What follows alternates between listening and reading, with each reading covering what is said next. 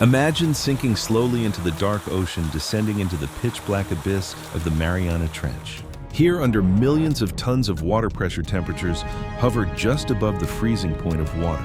For years, internet videos and articles have claimed that a prehistoric monster is still lurking down here.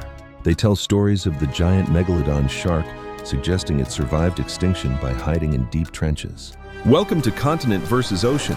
Today we decode the biological truth and expose the Megalodon myth. To understand the reality, we must first examine the incredible physical design of this prehistoric apex predator. Growing up to 18 meters in length, Megalodon was the largest shark that ever swam the oceans. Its fossilized teeth, some larger than a human hand, reveal a mouth measuring over 2 meters wide. With a bone-crushing bite force of 40,000 pounds per square inch, it possessed the most powerful jaws in evolutionary history. This immense predator was engineered to hunt the ocean's largest beasts, specifically prehistoric whales.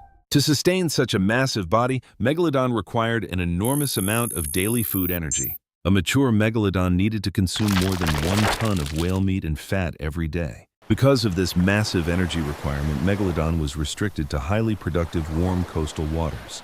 Prehistoric oceans were warm, shallow, and filled with abundant schools of small ancient whales. This was the perfect hunting ground, allowing the giant predator to feed and maintain its body temperature. Unlike modern cold-blooded sharks, Megalodon possessed a unique physiological adaptation called regional endothermy.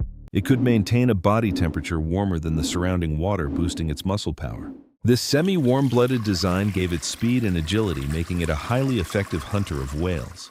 But this advanced biological hardware came with a devastatingly high metabolic cost for the shark. Megalodon had to keep swimming constantly to breathe and find prey to feed its internal engine.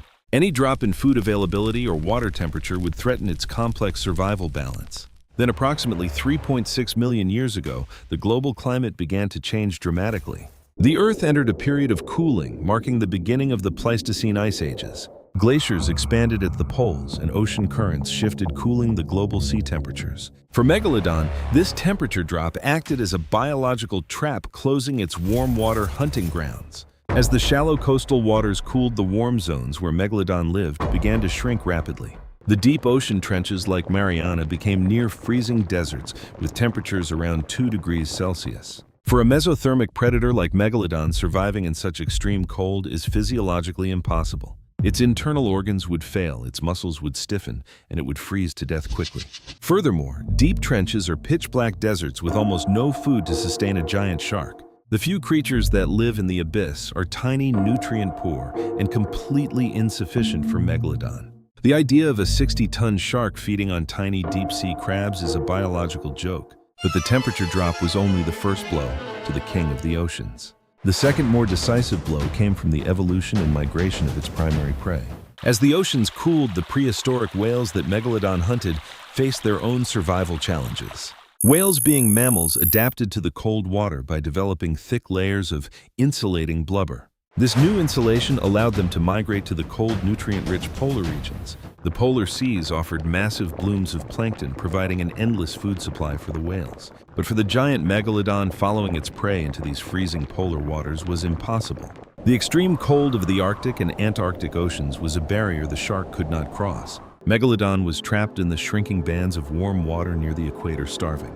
The whales thrived in the cold, growing larger and safer from the giant predator.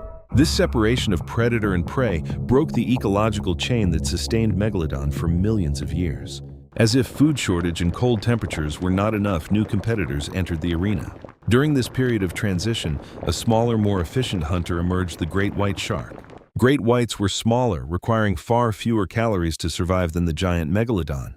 They could tolerate cooler waters, allowing them to hunt in areas that Megalodon could not reach. The young Megalodons, which shared the same nurseries, had to compete directly with great whites. Great whites were faster and more agile, outcompeting juvenile Megalodons for limited coastal prey. This competition severely reduced the number of Megalodon pups that survived to adulthood.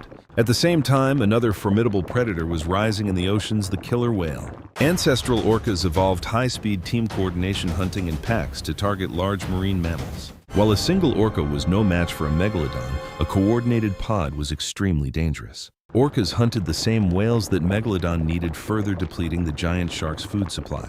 The combination of losing its prey, cold waters, and intense competition pushed Megalodon to the brink. Over thousands of years, the population of the giant shark dwindled as breeding pairs failed. Starvation became common, and the top predator of the ancient seas slowly vanished from the fossil record. By 3.6 million years ago, the extinction of Megalodon was complete and final. In the modern world, the ocean is ruled by different forces, each adapted to their niche. The great white shark occupies the role of the solitary coastal apex fish predator. The orca rules the deep blue sea through family culture, intelligence, and unmatched teamwork. If Megalodon were still alive today, we would see clear evidence of its existence in the oceans. A 60-ton predator swimming in coastal waters cannot hide from modern sonar and satellite tracking. We would find giant bite marks on modern whales, which are completely absent today. Whale carcasses dat bow would show signs of giant teeth, but we only see orca marks. Furthermore, Megalodon teeth would continue to shed and wash onto beaches, which does not happen. All fossilized Megalodon teeth found by scientists are at least 3 million years old. The science is clear. Megalodon is gone, and it is never coming back to our oceans. Its extinction was not a tragedy, but a necessary step for modern marine life to evolve. Without the threat of the giant killer whales could grow to the massive sizes we see today. The blue whale, the largest animal to ever exist, could only evolve after Megalodon disappeared. Megalodon's legacy remains written in stone, a testament to a time of giants and titans. It was the ultimate expression of raw predatory power, a biological masterpiece of its era. But nature's laws are absolute, and when the environment changes, even the strongest must adapt or die. The giant shark could not adapt to the cold and paid the ultimate price of extinction. While Megalodon ruled the prehistoric seas, the land was developing its own giant killers. Today, the balance of nature remains a delicate dance between land, sea, and sky. The Mariana Trench remains a cold, quiet place, home only to strange deep-sea creatures. It is a museum of pressure and darkness, not a hiding place for prehistoric monsters. When you look at the ocean, remember the giants that once swam beneath the waves. But rest assured that the waters are safe from the jaws of the 60-ton killer. The modern ocean belongs to the orca, the great white, and the magnificent whales. They represent the peak of modern evolutionary design, perfectly balanced with their environment. Meanwhile, Megalodon's shadow continues to haunt our imagination through movies and novels. We love to fear the monster in the dark, even when science tells us it is gone. This psychological need to create monsters is a unique trait of human culture. We look at the vast unexplored sea and populate it with our deepest nightmares.